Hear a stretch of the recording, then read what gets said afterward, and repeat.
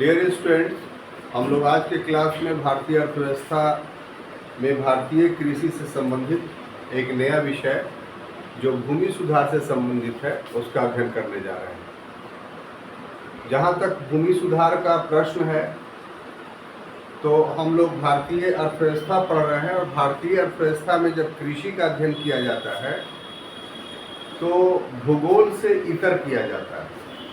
जैसा कि पहले क्लास में हमने कहा था आपको कि भूगोल में जब कृषि का अध्ययन करते हैं तो उसका अर्थ ये होता है कि कृषि उत्पादों के भौगोलिक परिवेश का अध्ययन करते हैं। जैसे जितने प्रकार की फसलें हैं उसमें वर्षा कितनी चाहिए, भूमि कैसी चाहिए, तापमान कितना चाहिए और उत्पादन कितना हो रहा है, इन सबों का अध्ययन हम लोगों ने भूगोल के क्षेत्र में या भूगोल जब पढ़ रहे थे तो उसमें कर चुके हैं। अर्थव्यवस्था के क्षेत्र में हम लोग जो देखते हैं वो कृषि को दूसरे दृष्टिकोण से देखते हैं और वो दृष्टिकोण में एक दृष्टिकोण ये भी है कि भूमि सुधार, लैंड रिफॉर्म किए बिना कृषि की उन्नति नहीं हो सकती। खास तौर से जो विकासशील और अल्प विकसित देश हैं उन देशों में भूमि सुधार की अति आवश्यकता होती है, क्योंकि यहाँ भूमि के साथ जो लोगों का जुड़ाव होता है वो मध्यस्थों के द्वारा होता है, मिडिल मैन के द्वारा होता है, बिचौलियों के द्वारा होता है और ये बिचौलिए उत्पादन को हड़प लेते हैं, जिसके कारण जो कृषक हैं, जो उत्पादक हैं, उनको लाभ नहीं होता है और जिसका परिणाम ये होता है कि कृषि उत्पाद हतोत्साहित होता है। तो यही कारण है कि हम लोग आज के क्लास में भूमि सुधार, लैंड रिफॉर्म पढ़ने जा रहे हैं। लेकिन लैंड रिफॉर्म को पढ़ने से पहले, भूमि सुधार को पढ़ने से पहले हम लोग उसकी पृष्ठभूमि को देखेंगे कि आखिर ये अध्ययन का विषय कैसे बना। ठीक है, तो कृषि के उत्पादन में यदि देखा जाए, अगर कृषि के क्षेत्र में यदि उत्पादन होता है तो इस उत्पादन हेतु दो कारक उत्तरदायी होते हैं। कितने कारक? दो कारक उत्तरदायी।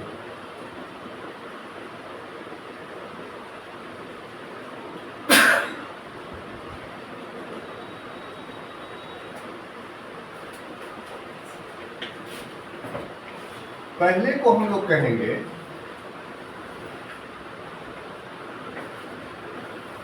तकनीकी कारक,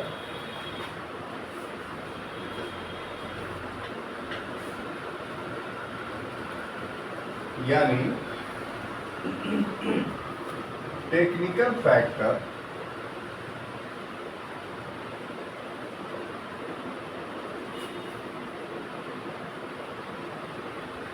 और दूसरे को कहेंगे संस्थागत कारक। संस्थागत कारक,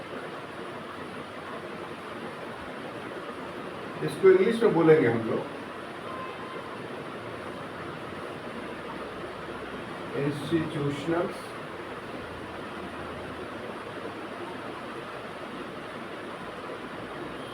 फैक्टर। अब देखें कि तकनीकी कारक में क्या क्या आता है। तो जैसे सिंचाई आएगा, ठीक है,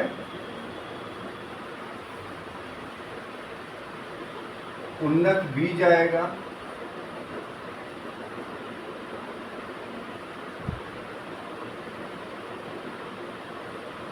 उसके अलावा उर्वरक आएगा, फर्टिलाइजर, इसके अलावा उपकरण आएगा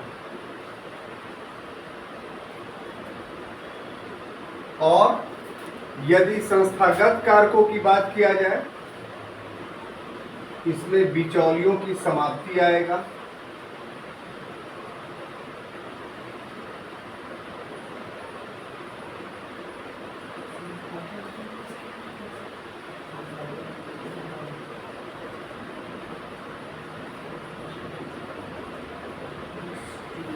उसके बाद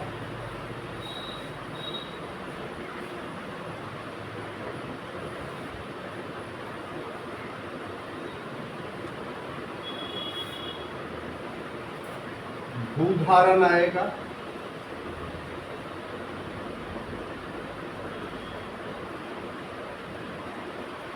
उसके बाद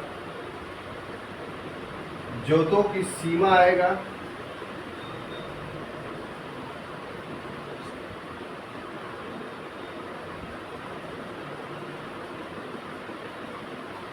उसके बाद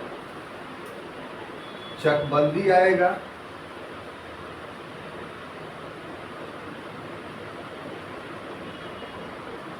उसके बाद भूस्वामित्व आएगा,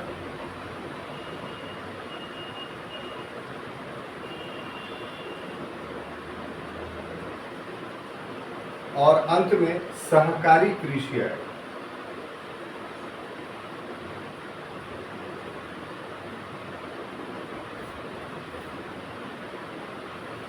तो पहले इसको देखते हैं हम लोग एक इंट्रोडक्शन के रूप में कि जो भूमि सुधार हम लोग पढ़ रहे हैं, लैंड रिफॉर्म हम लोग पढ़ रहे हैं, तो उसका एक भूमिकीय अध्ययन क्या हो सकता है, एक इंट्रोडक्टरी स्टडी क्या हो सकता है, जिससे हमें समझ में आए कि भूमि सुधार का क्या महत्व है। ठीक है, तो यदि आपको कृषि करना है, कृषि का मतलब कृषि से उत्पादन करना है, फसल उत्पन्न करना है, तो फसल उत्पन्न करने के लिए आमतौर पे यदि आपसे पूछा जाए कि किस चीज़ की आवश्यकता होती है, तो ऊपरी तौर पर आप बोलिएगा कि सर खेती की आवश्यकता होती है, उसमें बीज चाहिए, सिंचाई चाहिए और फर्टिलाइज़र चाहिए, तो उससे हमारा क्या होगा, फसल पैदा हो जाएगा। तो कृषि के क्षेत्र में उत्पादन के परिवेश में यह कहना पूरी व्यवस्था का सरलीकरण करना हो, सिंप्लीफिकेशन करना हो। अगर विहंगम दृष्टि डाला जाए, व्यापक पैमाने पे इस पे सोचा जाए, विचार किया जाए, तो पता ये चलता है कि कृषि से उत्पादन प्राप्त करने के लिए दो कारक अकाउंटेबल है। कितना कारक? दो कारक। एक को कहते हैं तकनीकी कारक यानी टेक्निकल फैक्टर, और दूसरे को कहते हैं संस्थागत कारक यानी इंस्टीट्यूशनल फैक्टर। तकनीकी कारक या टेक्निकल फैक्टर का अर्थ हुआ कि कृषि के उत्पादन में भौतिक रूप से क्या चीज़ सहयोग देता है, फिजिकली क्या मदद करता है, तो उसी को हम लोग तकनीकी कारक टेक्निकल फैक्टर बोलते हैं। अर्थात हमें अगर खेती करनी है तो सबसे पहले आवश्यकता पड़ेगी भूमि की, तो भूमि का तो दोनों में आवश्यकता पड़ेगा, इसलिए उसको वहाँ नहीं लिखा है हमने।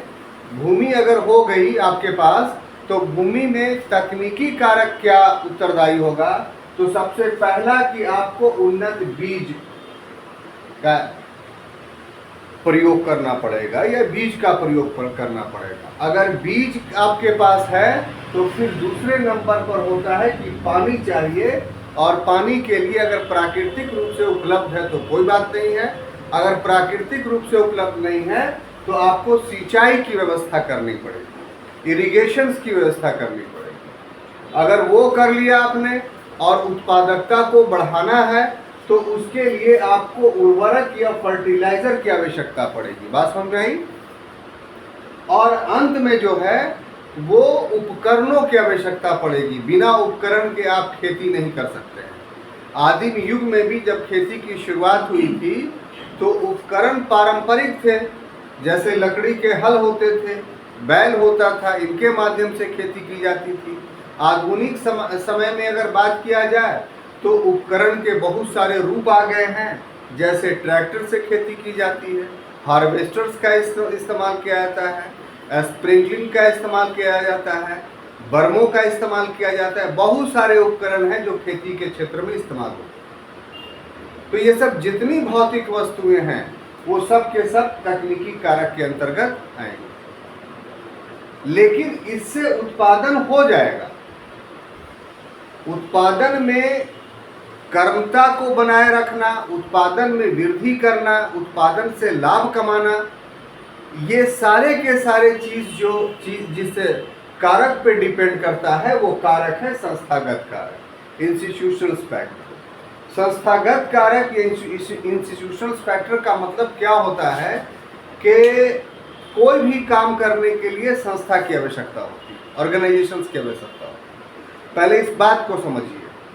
जैसे उदाहरण के लिए कि एक समाज है जिसको शिक्षित करना है ना, तो शिक्षित करने में भूमिका निभाता है शिक्षक।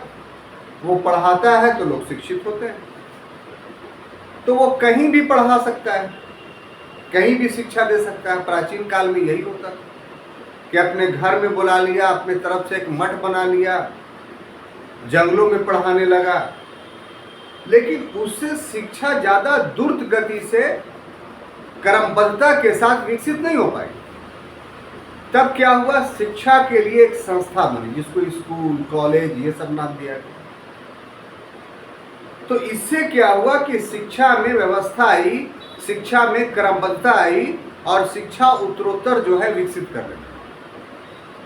इसी प्रकार से आप देख लीजिए कि लॉ एंड ऑर्डर का समाज में मामला है, तो पुलिस नामक एक संस्था बन गई जो सिर्फ लॉ एंड ऑर्डर को मेंटेन करने का ही काम करती है। लोगों के स्वास्थ्य से संबंधित समस्याएं आई, तो प्राचीन काल में क्या हुआ कि किसी भी आदमी को किसी जड़ी बूटी की जानकारी थी और एक परंपरा के अनुसार लोग बताते चले गए और उन जड़ी बूटियों से लोगों का इलाज होता चला गया। कोई संस्थागत ढांचा इलाज के लिए नहीं था। नतीजा के तौर पर लोग ठीक भी हो जाते थे, नहीं भी होते। मृत्यु दर काफी उच्च थी। लेकिन आधुनिक युग में क्या हो गया कि स्वास्थ्य सुविधा के लिए अस्पताल नामक एक संस्था अस्तित्व में है। संक्षेप में कहा यह जाए कि संस्थागत विकास के परिणाम स्वरूप जो उत्पादन होता है उसमें क्रमबद्धता आती है और उत्तरोत्तर विकास होता है।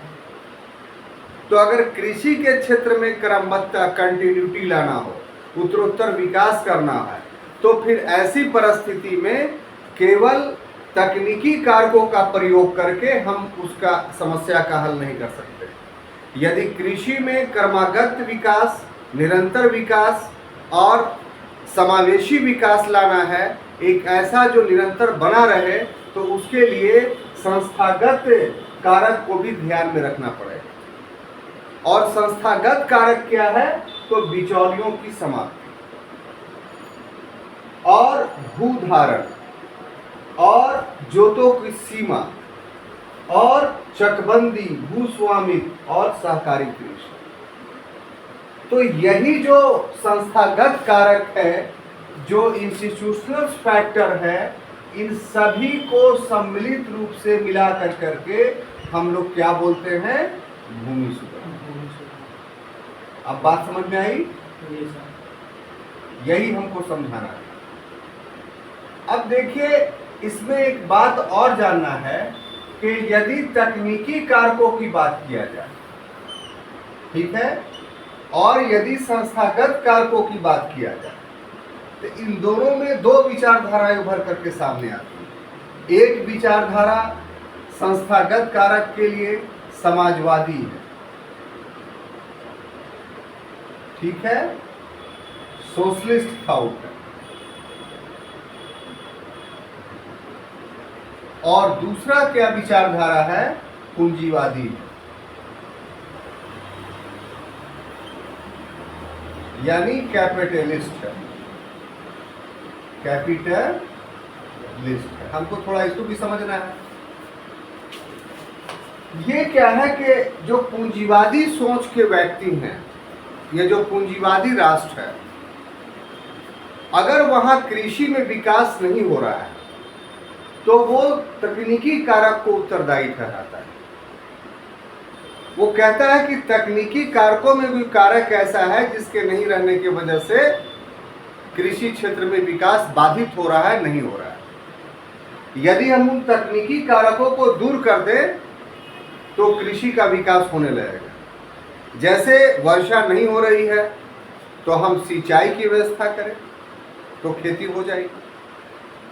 जो बीज इस्तेमाल कर रहे हैं उससे उत्पादन नहीं बढ़ रहा है तो उन्नत बीजों का इस्तेमाल करें तो उत्पादन बढ़ने लगेगा। इससे भी नहीं बढ़ रहा है, भूमि की उर्वरता जो है कम हो गई है तो फिर उर्वरकों का प्रयोग हम करें। अगर श्रम शक्ति कम हो गई है तो हम उपकरणों का प्रयोग करें। यानी पूंजीवादी दृष्टिकोण के जो चिंतक हैं या पूंजीवादी जो देश हैं वो कृषि के विकास के लिए तकनीकी कारकों को महत्व देते हैं केवल। वही दूसरी ओर जो समाजवादी विचारधारा के लोग हैं, चिंतक हैं या समाजवादी देश है, वहां अगर कृषि का विकास नहीं हो रहा है तो वो संस्थागत कारकों पर ध्यान देता है। कहता है इसलिए नहीं हो रहा है क्योंकि बिचौलिए हैं, भूमि टुकड़ों टुकड़ों में बटी हुई है और एक ही वर्ग के पास या एक ही व्यक्तियों के समूह के पास सारी भूमि है और अधिकांश किसान जो उस पर खेती कर रहे हैं उनको उत्पादन का सही मूल्य नहीं मिल पा रहा है।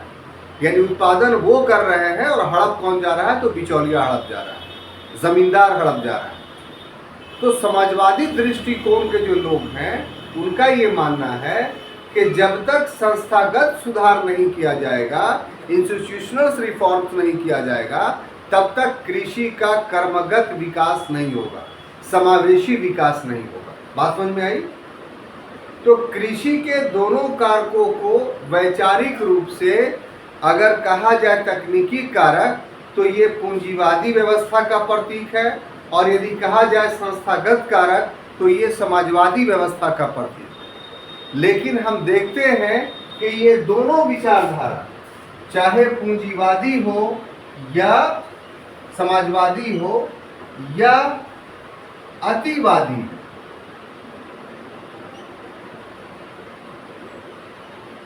यानी एक्सट्रीमिस्ट है,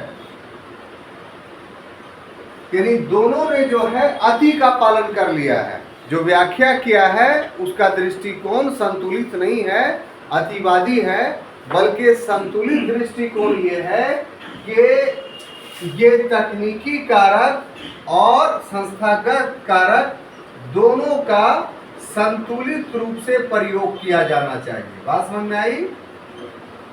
संतुलित प्रयोग अर्थात इसका क्या मतलब हुआ? इसका मतलब ये हुआ कि साहब हम कृषि के विकास के लिए तकनीकी कारकों पर भी बल देंगे और संस्थागत कारकों पर भी बल देंगे। बात समझ में आई? तो इंट्रोडक्शन में एक प्रकार से हमने दो बातें बताई, ठीक है।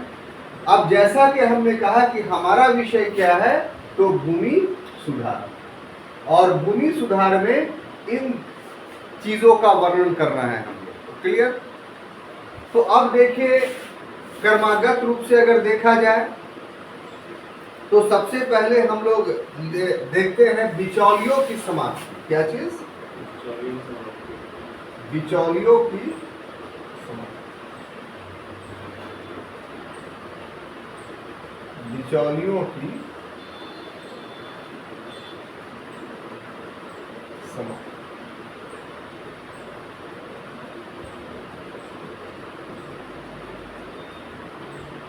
ठीक है। अब यहाँ पर यह देखना है कि भारतीय परिवेश में बिचौलिए कौन थे या कैसे उदित हुए, ठीक है ना। तो इसके लिए जो उत्तरदायी कारक था भारत में वो था ब्रिटिश भूधारण पद्धति। क्या चीज? जगह कम है इसलिए हम सारी बातें नहीं लिख रहे हैं। ब्रिटिश भू राजस्व पद्धति कहिए, भूधारण पद्धति या भूभृति पद्धति या भू राजस्व पद्धति सब एक ही शब्द है। यानी इंग्लिश में इसको कहा जाए तो ब्रिटिश रेवेन्यू सिस्टम। क्या चीज?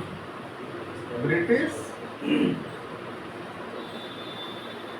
Revenue system. तो आप अच्छे से जानते हैं कि ब्रिटिश काल में कुल 3 प्रकार की व्यवस्थाएं थी। पूर्व भी पढ़ चुके हैं हिस्ट्री में। पहला व्यवस्था क्या था? अस्थाई बंदोबस्त, है ना। पहला व्यवस्था क्या था? अस्थाई बंदोबस्त, यानी परमानेंट सेटलमेंट। इसी को हम लोग कहते थे या जमींदारी व्यवस्था, है ना। याद आ रहा है ना? या जमींदारी व्यवस्था। और दूसरे को हम लोग बोलते थे क्या चीज? महालवाड़ी व्यवस्था, है ना। दूसरे को क्या बोलते थे? महालवाड़ी व्यवस्था। और तीसरे को क्या बोलते थे? रैयतवाड़ी व्यवस्था। ठीक है, रैयतवाड़ी व्यवस्था। तो देखिए, ये तो टॉपिक हिस्ट्री का था, ठीक है। और हिस्ट्री के क्लास में पूरी बातें हमने आपको बता दी थी। यहाँ इसकी पढ़ने की अनिवार्यता क्या है?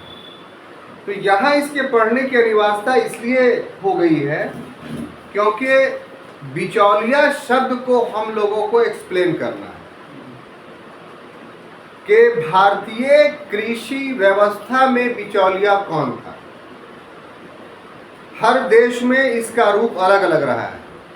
हम लोग भारतीय अर्थव्यवस्था पढ़ रहे हैं, इसलिए भारतीय परिवेश में बिचौलियों को खोजेंगे कि कौन था।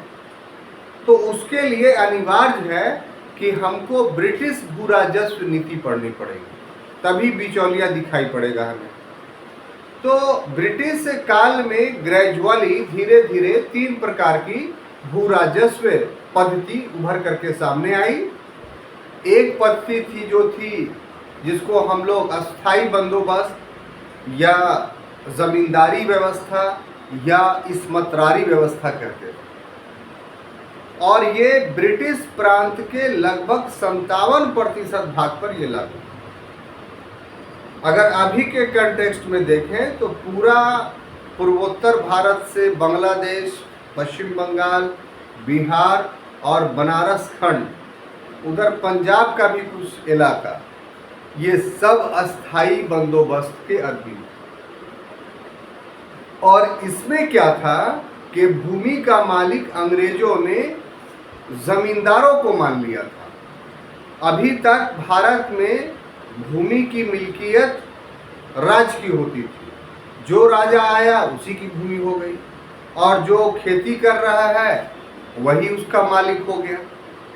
लेकिन अंग्रेजों के आने के बाद 1792 ईस्वी का समय है, जब बंगाल का गवर्नर जनरल लॉर्ड कॉर्नवालिस ने बंगाल प्रांत में या अपने बंगाल अधिकृत क्षेत्र में इस व्यवस्था को लागू किया। अब इस व्यवस्था में क्या था कि जो जमींदारों को भूमि का मालिक मान लिया, तो वो जमींदार का दायित्व था कि किसानों से भू राजस्व की वसूली करके जितना तय भू राजस्व है उसका 10/11 भाग ब्रिटिश राजकोष में जमा करे और 1/11 भाग अपने पास रख ले। तो इन ब्रिटिश बंगाल के क्षेत्रों में जमींदार बिचौलिए हो गए। कौन बिचौलिए हो गए? बात समझ में आई? अब महालवाड़ी व्यवस्था में यदि आइए आप, तो ये अधिकांशतः जो अभी आप अवध और आगरा का क्षेत्र यानी उत्तर प्रदेश का जो इलाका देख रहे हैं, वहाँ ये प्रचलित था। और इसे हॉल्ट मैकेंजी ने उन क्षेत्रों में प्रचलित करवाया था। तो वहाँ क्या था कि भूमि की मिल्कियत तो किसानों की थी वहाँ, लेकिन राजस्व देने के लिए एक गांव को ही पूरा इकाई मान लिया गया। जैसे अभी पंचायत आप देख रहे हैं, एक पंचायत है तो पूरे पंचायत को एक यूनिट मान लिया और उस पूरे पंचायत पे लगान फिक्स कर दिया गया। उसी पंचायत को यूपी में महाल बोला जाता था। और वहाँ राजस्व कलेक्शंस करने के लिए किसानों में से कोई जो बड़ा किसान होता था उसको दायित्व सौंप दिया गया कि आप अपने पूरे महाल का या गांव का राजस्व कलेक्ट कर करके कलेक्टर के कार्यालय में आप जमा कर दें और बदले में आपको 75 दिया जाएगा। Do you know 75? यानी जितना भू राजस्व आपने कलेक्ट किया है उसका 5% भाग 75 के रूप में आपको दिया जाएगा। तो अब ये काफ़ी, और ये इसका नाम जो नहीं रह करके नंबर दिया जाता था रजिस्टर में, यानी जो महाल होता था उसका महाल नंबर इतना, महाल नंबर इतना, महाल नंबर इतना, तो उसका राजस्व वसूल करने वाला लंबरदार हो गया। पहले एक्चुअली में नंबरदार शब्द था। क्या? नंबरदार। तो देहातों में आप जानते ही हैं कि शब्द अपभ्रंशित हो जाता है, बिगड़ जाता है। आज भी आप गांव देहात में जाइएगा तो अशिक्षित आदमी से पूछेगा तो नंबर नहीं बोलेगा, लंबर आदि बोलता है। तो उसी तरीके से ये नंबरदार जो शब्द था हो गया लंबरदार। तो जहां महलवाड़ी व्यवस्था था वहां लंबरदार बिचौलिया के रूप में उभर करके सामने आया। ठीक है, कोई कंफ्यूजन नहीं। अब देखिए, जो दक्षिण का क्षेत्र था जिसमें मद्रास और बंबई प्रेसिडेंसी आते थे, यहां रैयतवाड़ी व्यवस्था था दोनों प्रेसिडेंसी, और इस व्यवस्था को मद्रास प्रेसिडेंसी में कैप्टन रीड और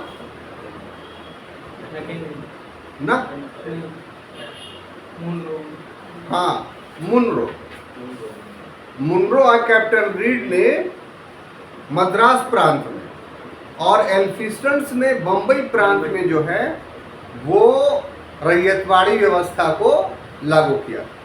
अब यहाँ देखिए, यहाँ बिचौलिया कैसे उभर करके सामने आया कि यहाँ रैयतवाड़ी व्यवस्था में भूमि की मिल्कियत रैयत की थी, इसमें कोई दो राय नहीं है। लेकिन जो रैयत था यानी जिसकी भूमि थी वो खुद खेती नहीं करता था, वो खुद खेती नहीं करता था, वो दूसरे किसानों से खेती करवाता था। और भू राजस्व तो सभी को देना है सरकार को। सरकार स्थापित हो जाती है तो भू राजस्व तो लेगी, तभी सरकार चलेगी। तो वहां जो रैयत थे वही बिचौलिया के रूप में उभर करके सामने आए। इतने समझाने का उद्देश्य ये था कि चाहे जमींदारी व्यवस्था हो, चाहे महलवाड़ी व्यवस्था हो, चाहे रैयतवाड़ी व्यवस्था हो, जो 200 वर्षों का ब्रिटिश शासनकाल था उसमें कमोबेश सभी क्षेत्रों में बिचौलिए उभर करके सामने आए, और इन बिचौलियों के द्वारा जो भारतीय किसान था उनके उत्पादों को पूरी तरीके से हड़प लिया जाता था। इसके कारण से जो भारतीय कृषि अंग्रेजों के आगमन के पूर्व में काफ़ी समुन्नत थी, ब्रिटिश शासनकाल में एक जर्जर व्यवस्था के रूप में, एक अल्प विकसित कृषिगत व्यवस्था के रूप में स्थापित हो गई। इसलिए ज़रूरी था कि आज़ादी के बाद 1947 के बाद कृषि के क्षेत्र में घुसे हुए इन दुर्गुणों को समाप्त किया जाए और साहब कृषि का उत्तरोत्तर विकास किया जाए, यानी बिचौलियों की समाप्ति किया जाए, यानी जमींदारों की समाप्ति किया जाए। अब क्लियर हो गया बात आपको? अब अपना सफर आगे बढ़ाते हैं तो आपको और स्पष्ट होगा। तो इसमें हुआ क्या कि स्वतंत्र इस बिचौलिए की समाप्ति हेतु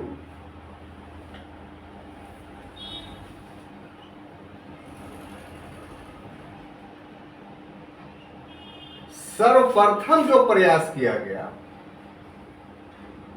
सबसे पहला जो प्रयास किया गया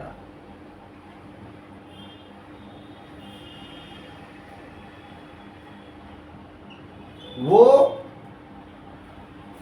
1948 के मद्रास अधिनियम के द्वारा, 1948 के मद्रास अधिनियम के द्वारा। ठीक है। और सबसे अंतिम प्रयास जो हुआ, सबसे अंतिम प्रयास जो हुआ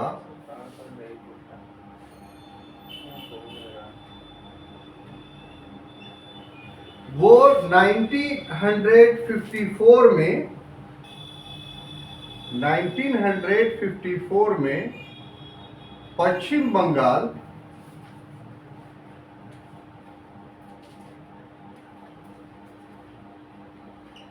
अधिनियम के द्वारा। अब ये क्या है, इसको थोड़ा समझना होगा कि भारत में जो कृषि के क्षेत्र में बिचौलिया था, तो इसकी समाप्ति के लिए जो राष्ट्रीय कांग्रेस था, जो स्वतंत्रता आंदोलन की लड़ाई जो पार्टी लड़ रही थी, उसने स्वतंत्रता आंदोलन की लड़ाई लड़ने के दौरान में ही ये तय कर लिया था कि देश आज़ाद होगा तो सबसे पहले कृषिगत सुधार के अंतर्गत जो संस्थागत सुधार करना है वो ये कि बिचौलियों को समाप्त करना है। तो सरकार बनते के साथ, चूंकि कृषि जो था वो राज्य सूची का विषय रहना था, आज भी कृषि राज्य सूची का विषय है, तो ऐसी परिस्थिति में पूरे देश के लिए एक कानून केंद्र नहीं बना सकती थी और व्यवहारिकता के आधार पर यह संभव भी नहीं था, क्योंकि संपूर्ण देश में एक प्रकार की भूघृति पद्धति, लैंड टेनर सिस्टम या लैंड रेवेन्यू सिस्टम लागू नहीं था। हर जगह अलग अलग थे, अभी अभी वर्णन हमने किया है आपके समक्ष। तो ऐसी परिस्थिति में हर जगह बिचौलिए का रूप अलग अलग था, हर राज्यों में समस्याएं अलग थी। यही वजह था कि संविधान में कृषि को राज्य सूची का विषय बनाया गया। लेकिन आज़ादी के बाद अंतरिम सरकार ने यह आदेश दिया कि सभी राज्य सरकार अपने यहाँ जमींदारी व्यवस्था या बिचौलियों को समाप्त करें। तो जैसे ही देश आज़ाद हुआ, वैसे ही 1948 में सबसे पहला प्रयास जो किया वो मद्रास अधिनियम के माध्यम से, और 48 से लेकर के 54-55 तक इस बीच में सभी राज्यों ने अपने यहाँ जमींदारी उन्मूलन का प्रयास कर लिए। सबसे अंतिम प्रयास जो हुआ था 1954 में पश्चिम बंगाल के द्वारा, और वो इस व्यवस्था से, बिचौलिए की व्यवस्था से संपूर्ण भारत में सबसे ज्यादा आक्रांत था। क्यों? क्योंकि यही वो भूमि था जहां अनुपस्थित जमींदारी व्यवस्था थी। यानी एक जो मेन जमींदार था वो अपने क्षेत्र में रहता ही नहीं था, वो शहर में रहता था, और वो पेटी जमींदार यानी दूसरे को अपनी जमींदारी बेच दिया करता था। और इस तरीके से एक भूमि पर लगभग 40 या 50 जमींदारों का एक क्रम बन जाता था, एक सीरियल बन जाता था। तो यहाँ के किसान ज्यादा जो है वो शोषित और दलित थे। इसलिए बंगाल में सबसे अंत में हुआ, और ये भी बड़ी अच्छी बात है कि अंत में तो हुआ, लेकिन सबसे ज्यादा सफलता भूमि सुधार में बंगाल में हुई, क्योंकि वहाँ बरगा आंदोलन चलाया गया, और बरगा आंदोलन के माध्यम से संपूर्ण जमींदारियां जो है वो समाप्त हो। ठीक है। अब देखिए आगे जो हम लोगों को बातें जाननी है वो कि इस वजह से क्या हुआ कि लगभग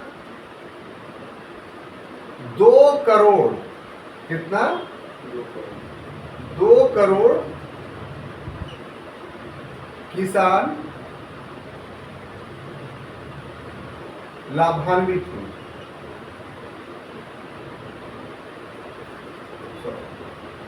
कितने किसान? 2 करोड़ किसान लाभान्वित हुए। इनके मध्य 17.3 एकड़ भूमि, 17.3 लाख एकड़ भूमि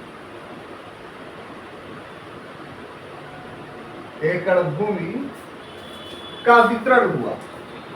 यानी जमींदारी व्यवस्था समाप्त हो गई, तो क्या हुआ कि 2 करोड़ किसान लाभान्वित हुए, और इनके मध्य में 17.3 लाख एकड़ भूमि का वितरण हुआ।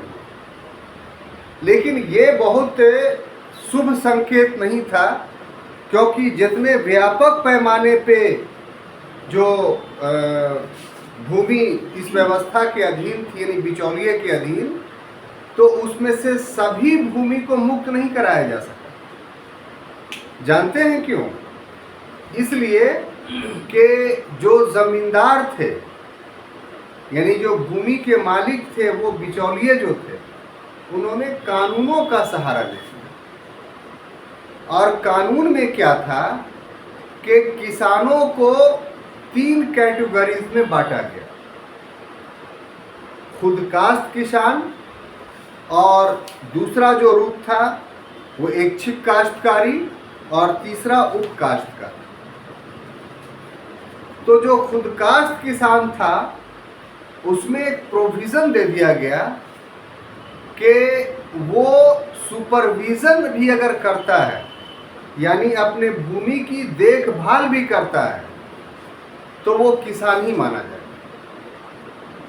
और ऐसी परिस्थिति में उससे भूमि नहीं ली जा सकती, क्योंकि भूमि जमींदारों से, बिचौलियों से लिया जाना था। और बिचौलिया कौन? जो खेती नहीं कर रहा हो, दूसरा से करवा रहा। लेकिन इसमें सुपरविजन शब्द, निरीक्षण शब्द जो जोड़ दिया गया, तो कोई जमींदार जो है अगर ये कह रहा है कि हम खुद खेती नहीं कर रहे हैं लेकिन खेती का निरीक्षण कर रहे हैं, सुपरविजन कर रहे हैं, तो साहब वो हम को किसान माना जाए। तो लॉ जो बना उसमें उसको किसान मान लिया। इसलिए ये जो 17.3 लाख एकड़ भूमि आप देख रहे हैं, ये जो जमींदारी व्यवस्था में लगभग 40% जो भूमि थी उसका एक न्यून भाग। लेकिन जो भी हो, इतनी भूमि तो गई।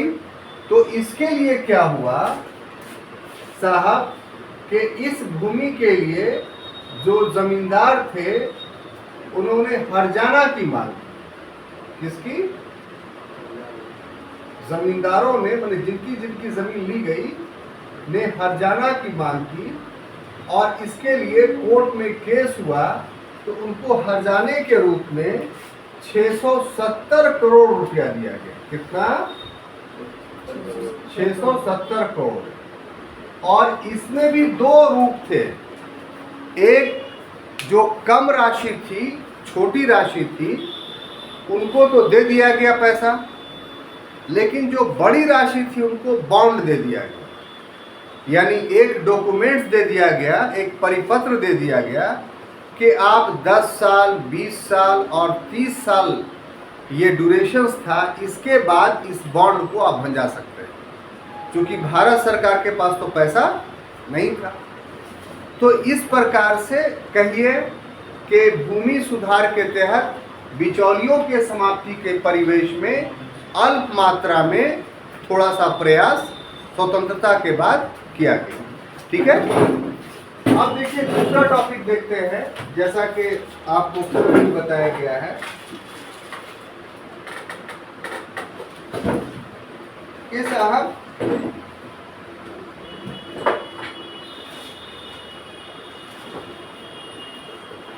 बिचौलियों की समाप्ति हो गई। अब दूसरा है लगान का नियमन। दूसरा क्या है? लगान का नियम।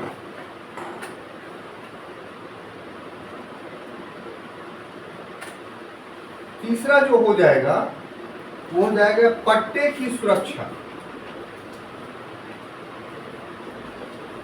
पट्टे की सुरक्षा।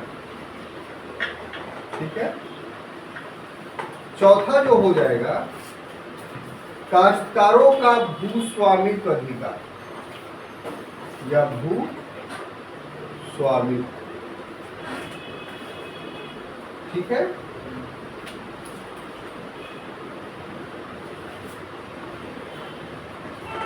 उसके बाद हो जाएगा भूमि जोतों की उच्चतम सीमा। भूमि जोतों की उच्चतम सीमा।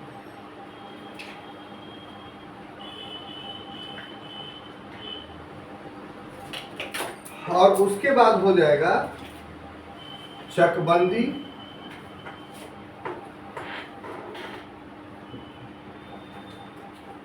उसके बाद हो जाएगा भूमि दस्तावेज,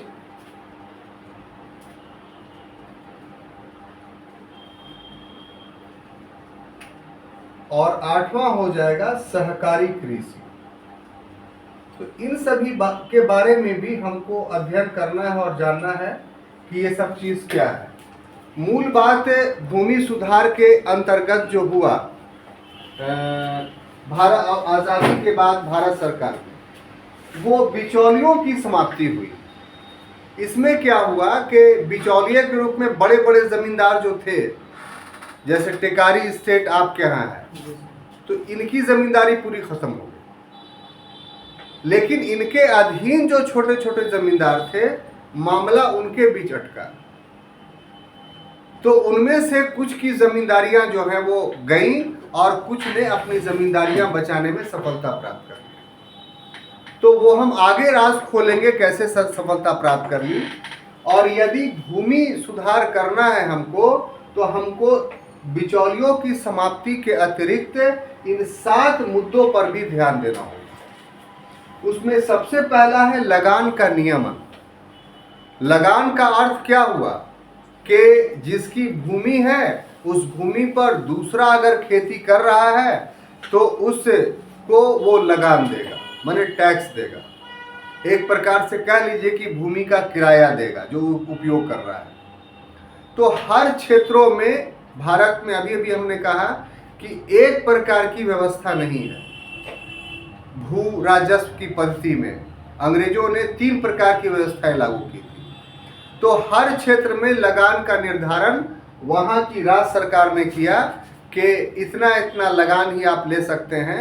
लगान की राशि जो है, कहीं हुआ कि 1/3 से आप अधिक नहीं रख सकते हैं, कहीं हुआ कि आप 20% से आगे नहीं रख सकते हैं, कहीं हुआ कि आप 30% या 33% से आगे नहीं रख सकते। अगर हमारे राज्य की बात किया जाए, यानी बिहार राज्य की, तो यहाँ लगान का निर्धारण उस रूप में नहीं हुआ। क्यों? क्योंकि यहाँ पट्टे की व्यवस्था थी। क्या? पट्टा का। पट्टा क्या हुआ कि जमींदार जो खेती करवाता था तो भूमि पट्टे पर दे देता था। पट्टे को संक्षेप रूप में कह लीजिए, आप लोग जो अपने यहाँ इस्तेमाल करते हैं कि साहब वो अभी खेती किस रूप में होती है? ना, बटैया। पट्टे का मतलब बटैया। तो हमारे यहाँ बटैया का है। तो बड़े बड़े किसान हैं साहब, तो उसको ये हुआ कि हमने बटैया पर खेती दे रखा है। तो हमारे यहाँ जब नक्सलवादी व्यवस्था शुरू हुई तो उसके बाद परिस्थिति परिवर्तित कर गई। एक लंबा लगभग 10-15 वर्षों तक हमारे यहाँ जो अदृश्य जमींदार थे उनकी खेती पड़ती रही। लाल झंडा जो है वहाँ गड़ा रहा। उसके बाद जब परिस्थिति चेंज हुई तो अब जो पट्टे की व्यवस्था है वो क्या है कि नहीं, हम इस पर खेती करेंगे। क्या अभी आपने कहा? बटैया पर। तो बटैया में हुआ कि उतना झमेला करने की ज़रूरत नहीं है। आपका खेत रहेगा, हमारा श्रम रहेगा, और जो बीज होगा, जो उर्वरक होगा, जो सिंचाई में खर्च होगा वो आधा आधा होगा, और जो फसल होगा वो आधा आधा बांटेगा। तो इसलिए इतने लंबे संघर्ष के बाद ये एक व्यवहारिक व्यवस्था सामने आई है। लेकिन इसके बावजूद भी पट्टा का जो मामला है वो अभी भी बना हुआ है। कैसे? कि पट्टेदार जो है वो 3 प्रकार के हो गए। एक ऐसा जिसको नहीं हटाया जा सकता है, यानी खुद कास्ट जो थे, और 2 कैटेगरीज जो नीचे की थी, यानी पाही कास्ट कह लीजिए, और मुजारियान यानी मजदूर। मुजारियान का मतलब मजदूर। तो इनके पट्टे की समाप्ति कभी भी की जा सकती थी। और ऐसा इसलिए क्योंकि अधिकांश जो पट्टा था वो वर्बल था, मुंह से बोला हुआ था, रिटेन नहीं था। और जिनका रिटेन था भी तो उन लोगों पर ये दबाव जमींदारों ने या भूपतियों ने बनाया कि तुम वॉलेंट्री रिटायरमेंट ले लो, यानी तुम खुद खेत को छोड़ दो। तो उसको कुछ लालच दे करके, पैसा दे करके, ये धमका करके ऐसा जब होने लगा तो सब बिहार सरकार ने एक नियम बना दिया कि अगर स्वेच्छा से कोई भूमि छोड़ता है पट्टे की, तो वो भूमि दूसरे के हाथ में नहीं जाएगी, वो भूमि सरकार की हो जाएगी और सरकार फिर उसका वितरण दूसरे लोगों को कर देगी। तब पट्टे की सुरक्षा के व्यवस्था में जो है वो सुधार आया और अभी भी हमारे राज्य में, ये बहुत सारे राज्यों में पट्टा अनिर्णित है और इसके लिए कोई भी राज्य सरकार अगर कानून बनाना चाहती है तो बहुत बवेला होता है। बिहार में भी होता है। पट्टे से जुड़ा हुआ है भू स्वामित्व, यानी भूमि का मालिक। तो इसमें है कि अगर कोई किसान एक निश्चित समय तक खेती करता है किसी भूमि पर, तो वो भूमि का मालिक हो जाना चाहिए, ठीक है। लेकिन अभी तक इस संबंध में कोई कानून हमारे राज्य में नहीं बना है और जब भी बनाने की कोशिश होती है तो फिर बवेला खड़ा हो जाता है और सरकारें गिर जाती है, ठीक है। तो ये भी सुधार होना अभी अपेक्षित है। अब देखिए, भूमि जोतों की उच्चतम सीमा, आपने एक वर्ड सुना होगा, सीलिंग, ठीक है, SEALING, सीलिंग। ये क्या है कि आज़ादी के बाद ये तय हुआ कि साहब जो भूमिधारी हैं, भूमि को धारण करने वाले यानी जमींदार हैं, उनके पास कितनी भूमि रहनी चाहिए। तो सबसे पहले परिवार को तय किया गया कि परिवार को यूनिट माना गया। बात को समझिए, परिवार को यूनिट माना गया और कहा गया कि यदि एक फसल है, कोई भूमि है जिसमें वर्ष में 2 या 3 फसल हो रहा है, कितना, वर्ष में 2 या 3 फसल हो रहा है, तो वो 18 एकड़ भूमि अपने पास रख सकता है। ऐसी भूमि अगर वर्ष में 1 फसल हो रहा है किसी भूमि का, तो इस प्रकार की भूमि 27 एकड़ रख सकता है। अगर बंजर भूमि है तो वो 54 एकड़ रख सकता है। यानी 18, 27 और 54 का एक सीमा तय कर दिया गया। ठीक से समझिए इसको। अगर 2 फसली जमीन है या 3 फसली जमीन है, मतलब 1 वर्ष में 18 एकड़, तो 18 एकड़। अगर 1 फसली है तो 27 एकड़। अगर बंजर है तो 54 एकड़। इकाई क्या माना गया? परिवार का। लेकिन जमींदारों ने क्या किया, ये आप समझिए कि जैसे ही ये लॉ बना, तो अगर एक परिवार में 5 सदस्य हैं, तो वो एक परिवार नहीं रहे, वो कितना हो गए? 5 परिवार। तो अब देख लीजिए, और सबको क्या घोषित कर दिया? बंजर। तो उसके पास रहना चाहिए 54 एकड़ ही, लेकिन हो कितना गया? 270 एकड़। तो इस तरीके से उसकी जितनी भूमि थी वो सीलिंग के अधीन जो है चली गई, यानी सीलिंग एक्ट उस पर लागू नहीं हुआ। तो इस प्रकार से अभी भी बिहार में बड़ी बड़ी जमींदारियां लोगों के पास बनी हुई, बची हुई। बात समझ में आई? ये टेक्निकल बात आपको समझा रहे हैं। लोग बोलते हैं कि जमींदारी उन्मूलित हो गया, लेकिन जमींदार तो हम हैं। तो कैसे बने, कैसे बचा रह गया? तो इस रूप में बचा रह गया। कानूनी रूप से तो समाप्त हो गया, लेकिन व्यवहारिक रूप से अभी भी बना हुआ है। अब आ जाइए, भूमि सुधार में आपको करना है तो चकबंदी। चकबंदी क्या है, ये जरा समझने की जरूरत है। तो देखिए, एक परिवार है, एक आदमी है या किसान है, उसके पास आप तर्क के खातिर मान लीजिए 10 कट्ठा भूमि है। हम कम इसलिए ले रहे हैं ताकि आपको अच्छे से समझ में आ जाए। और 10 कट्ठा 10 जगह पर है, 10 कट्ठा अलग अलग है। तो उसको नुकसान क्या हो रहा है कि हर कट्ठा में उसको अपना हल बैल ले आके जोतना पड़ रहा है। हर कट्ठा में जो मेंढ है, भूमि का मेंढ है, उसमें भूमि बहुत सारी चली गई है। तो इससे उसका खर्च बढ़ रहा है, उत्पादकता कम हो रहा है। अगर उसका 10 कट्ठा एक जगह पर हो जाए तो फिर क्या हो जाएगा, जो मेड़ में भूमि उसकी गई है उसके वजह से बहुत सारी भूमि बढ़ जाएगी। फिर वो ट्रैक्टर का इस्तेमाल कर सकता है, यानी उपकरण का, एक ही बार में जोत देगा वो, एक ही बार में नए उपकरणों से बो देगा वो, एक ही बार में हार्वेस्टर से कटाई कर देगा वो। तो इसलिए भारत सरकार ने ये कहा कि चकबंदी को किया जाए, अर्थात अगर गांव के व्यक्ति अगर सहमत हों, आपस में एकजुट हो इस मामले में, तो अपने खेतों की अदला बदली कर लें और जिसका अलग अलग खेत है वो सब एक जगह पर कर लें। इसको कानूनी मान्यता देने के लिए विभिन्न राज्य सरकारों ने चकबंदी अधिनियम पारित किया और इसके लिए हर जगह एक चकबंदी अधिकारी बनाया गया जिसका काम चकबंदी में एकत्रित हुए एक व्यक्ति की भूमि को सर्टिफाइड करना था, उसको कानूनी मान्यता देनी थी। तो जहां पर भूमि समान था, यानी एक ही रूप में था, कोई अंतर नहीं था, जैसे पंजाब में, जैसे हरियाणा में, जैसे पश्चिमी उत्तर प्रदेश, वहां तो ये सफल हो गया। लेकिन जहां भूमि एक समान नहीं था, जैसे एक ही आदमी का 10 कट्ठा भूमि है तो उसका 2 ही कट्ठा ऐसा है जो 3 फसली है, बाकी 2 कट्ठा ऐसा है जो 1 फसली है, और बाकी जो 6 कट्ठा है वो बंजर है।